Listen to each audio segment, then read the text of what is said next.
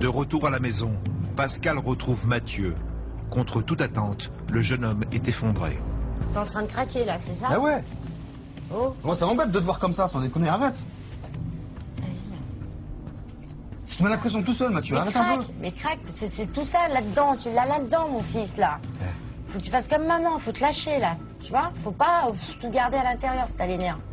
Tu vois, ça fait une semaine que ça dure et il fallait bien que tu craches. Au bout d'un moment, faut que tu la Valda, faut qu'elle parte.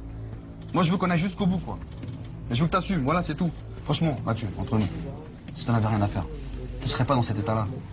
Non, tu te dis ça parce que t'es énervé. Et je sais même pas pourquoi tu craques. Donc plutôt que de dire je m'en fous et de sortir des insanités, dis-moi les choses. Mais ce soir, rien n'y fait. Mathieu n'arrive pas à mettre des mots sur son mal-être. Dès demain, Pascal tentera le tout pour le tout, mais il semble sceptique. Les jours défilent, le temps lui est compté et aucune remise en question ne s'opère chez le jeune homme. Et si tout simplement cette mission devait se solder par un échec? It's taken me so long to do this. I'm falling asleep and I can't see straight. Pascal ira aussi prendre des nouvelles de Coralie, qu'il a suivie il y a 3 ans. Qu'est-elle devenue? A-t-elle réellement changé? Tu casses tes couilles, d'accord? Je t'ai rien dit. Je t'en mettrai là, tu casses tes couilles, là. Tu m'en mettais, vas-y, dégage. Tu m'en mettais.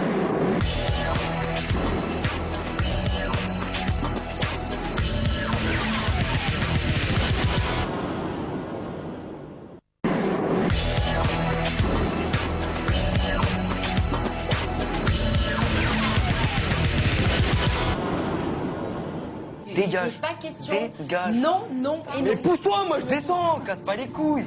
À 17 ans, Mathieu s'est renfermé sur lui-même. Sa mère n'a plus aucune autorité sur lui. Et même depuis l'arrivée du grand frère, rien n'a changé.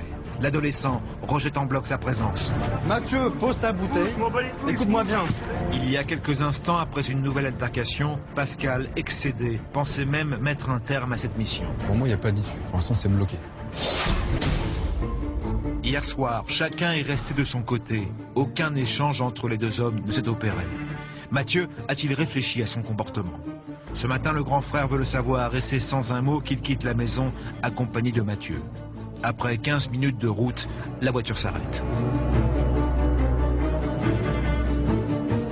Je sais pas ce que tu as des choses à me dire par rapport à ce qui s'est passé hier. Parce que je sais pas, dis-moi. Ouais, En ce qui me concerne, t'as rien à me dire? Si. Quoi? Bah, je suis désolé. Merci. Ce qui s'est passé hier. Ouais, je sais. Et tu penses que je t'en veux? Bah oui. C'est normal ou pas? Bah oui. T'as vu que ça s'arrange? Ouais. Tu veux enfin commencer à faire des efforts? Ouais. Mais toi, ça me fait plaisir ce que tu me dis là. Parce que moi aussi, j'avais besoin de ça. Parce que t'as vu que je suis énervé. Et si tu me l'avais pas dit, je crois que je t'aurais même pas parlé. De toute la journée, même demain. Je t'aurais pas parlé. Je t'aurais laissé. De toute façon, lui, il veut rien comprendre, il veut rien savoir, il veut pas faire d'efforts. Bah tant pis pour lui, quoi. C'est ta vie après tout. Hein. Mène-la comme t'as envie. Maintenant, moi, je dis franchement, aujourd'hui, moi, je comprends pas. J'arrive pas à te comprendre. Un jour, t'es bien, le lendemain, t'es pas bien. Qu'est-ce que t'as envie de faire? T'as envie de progresser, tu veux avancer, tu veux bosser? Je veux avancer, mais... voilà. Alors tu vois, c'est bien de dire, ouais, tu vois, Pascal, moi je veux bosser petit à petit, je veux avancer doucement. Mais le temps il passe pendant ce temps-là, tu vois, ça passe. Les gens, ils vont te donner des chances, mais à un moment donné, t'en auras plus. Moi, je te donne ta chance. Maintenant, si tu la saisis pas, je peux rien faire pour toi. Je peux pas faire plus que ça, moi. Toi, moi, j'ai tout donné. Un début de changement s'amorce chez Mathieu. Le grand frère compte bien en profiter. Pascal a demandé à Nathalie de les rejoindre. Il pense qu'il est temps d'avoir une explication entre mère et fils. C'est le moment de vérité. Moi, j'aimerais qu'effectivement tu changes sur ta vulgarité, notamment sur moi, et que tu que ailles travailler et que tu arrives à te débrouiller un peu tout seul. Et moi, j'aimerais bien savoir ce que tu me reproches, pas depuis le temps. Je sais pas comment expliquer. Avec tes mots. Guillaume, je préfère à moi. Par rapport à quoi tu crois que je le préfère à toi? Tu vois, il te parle mal et tout, moi tu me saoules, lui tu lui dis rien, tu dis arrête, c'est tout.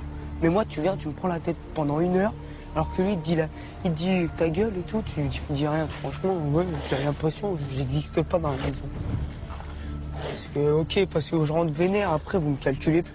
Bah disons Mais que si je tu suis nous fais énervé, peur. voilà. Bah voilà, bah, quand Mais tu quel t'énerves je comme me ça, fais tu peur. t'en rends pas compte. Après, c'est vrai que j'ai plus de calculer, parce que moi, je préfère plus calculer une personne qui manque de respect. Oh, ça va pas ou quoi, là? Hier, la semaine samedi, tu l'achètes un truc, même pas tu m'en parles pour... Tu veux quelque chose, même pas tu me dis, ouais, tu veux un pull ou quoi. Tu pars avec Guillaume au marché, et tu me dis pas, ouais, tu veux un pull ou quoi. Non, même pas. Bon, tu sais pourquoi samedi, je suis pas partie avec toi. Tu le sais. Non. Tu t'en rappelles de ce qui s'est passé entre nous? Bah, j'ai un peu bousculé. C'est sûr que je vais pas lui offrir un truc derrière. Hein. La différence que Nathalie a laissé s'installer entre ses deux fils fait qu'aujourd'hui, Mathieu se sent rejeté. Mais Pascal se doute qu'un mal bien plus profond ronge l'adolescent. Donc c'est vas-y, discute ce que t'as sur le cœur. Même si ça fait de la peine à ta mère, c'est pas grave. C'est Mais pas au grave, moins je c'est t'ai dit. déjà dit, t'as Qu'elle vu, comprenne maman, quoi. je pense qu'elle est assez forte aujourd'hui pour encaisser les choses, tu vois. Après on pourra passer toi et moi à autre chose, enfin. Bah, moi, déjà, je te reproche, tu es un peu trop, Je suis ok, je suis jaloux, tu dis je suis jaloux, mais il faut comprendre pourquoi. Eh ben dis-moi. Tu m'as envoyé en foyer à 10 ans, voilà. T'as voulu débarrasser de moi. Et tu dis non, non, non. Mais tu t'étais d'accord pour signer. Donc voilà, moi, je considère comme ça, tu m'as dégagé, c'est tout. Tu sais très bien que c'est l'assistante sociale de l'école, il y a eu un psychologue. Tu t'en rappelles ou pas? J'ai eu surtout la haine contre toi. Pour moi, c'est vrai que je pensais qu'avec ça, bah, effectivement, ça aurait changé parce que je connaissais pas du tout. Et à plusieurs reprises, on me disait faut continuer, mais bon, je leur ai dit, ça sert à rien, ils s'empirent. Tu faisais rien pour me récupérer aussi, c'est ça. À chaque fois, on te dit ouais, on va le remettre dans notre foyer, ouais, d'accord. Bah, tu sais, ce que tu me dis là, ça me touche. C'est clair que je vais pas. Tu m'aurais dit ça bien avant, voilà, j'aurais pas laissé le truc faire. Hein. Nathalie accuse le coup, mais ne semble pas réaliser à quel point son fils a souffert de son placement en foyer. Pour la première fois, l'adolescent a réussi à mettre des mots sur cette haine qu'il gardait au fond de lui depuis si longtemps. Mais pour Nathalie, beaucoup de chemin reste à faire. Arrivera-t-elle à rattraper ses années perdues et pourra-t-elle se faire pardonner? Si Mathieu semble enfin s'ouvrir aux autres, Pascal veut que le jeune homme prenne conscience qu'il est en train de gâcher son avenir professionnel. C'est pourquoi, cet après-midi, il tient à le faire réagir en rencontrant Alice, sa patronne. L'adolescent est-il réellement motivé par la menuiserie? Je vais y aller tout seul chez ton patron. Ok. T'as des choses à me dire sur ce qui s'est passé sur lui? Bah ouais, j'ai eu des absences et tout, c'est tout. Juste ça? Ouais. Rien d'autre? Que je sois pas surpris encore? T'as rien d'autre à me dire? Non, ici, moi, franchement, j'ai eu que des absences. Ok. Donc tu m'attends là, je reviens tout à l'heure. Ok. Il me raconte qu'il a simplement été absent et que visiblement il y a que ça qui fait qu'aujourd'hui il soit pas là. Donc est-ce qu'il y a autre chose à... Alors, qu'il a été absent, oui. Il faut savoir qu'il est absent à peu près une fois par semaine. C'est pas une absence isolée, c'est très très souvent. Depuis le début de l'année, j'ai fait une lettre recommandée là-dessus parce qu'il y a un nombre vraiment important d'absences. D'accord. Aujourd'hui on en est où avec lui? Est-ce que vous comptez le garder ou pas? Bah, il faudrait qu'il change, qu'il montre un peu plus de motivation. Parce que le problème, c'est qu'il est tout le temps en train de jouer avec son téléphone portable. Style, même quand il est en train de faire quelque chose, bah, il envoie des SMS. Avec une main, il va tenir la porte, de l'autre, SMS, SMS, SMS. Il fait que ça toute la journée. Et pourtant il vous dit qu'il aime travailler ici. Ouais. Bah là, il a déjà 2 lettres recommandées. Ouais. Donc la troisième, bah...